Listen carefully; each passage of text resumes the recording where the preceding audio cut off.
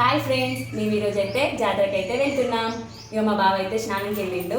అంతలోపు ఏం చేయాలా అని చెప్పేసి ఈ బీరకాయలు అయితే ముందట పెట్టుకున్నా. ఈ సంవత్సరం అయితే నాకు చాలా బాగా నచ్చింది. గుడిని అయితే చాలా మార్చిర్రు, కలర్లు కూడా వేసిర్రు. మేమైతే ఓలోలో మార్చినామంటే గుడికి రంజిత్, గని, చార్మిక, అభినందన్, మా బావ, నేను అందరం కలిసి అయితే వెళ్ళినాం అన్నమాట. నాకైతే ఆ దేవుని చూడంగానే నా మనసులో ఎంత బాధ ఉందో అదంతా పోయిందన్నమాట.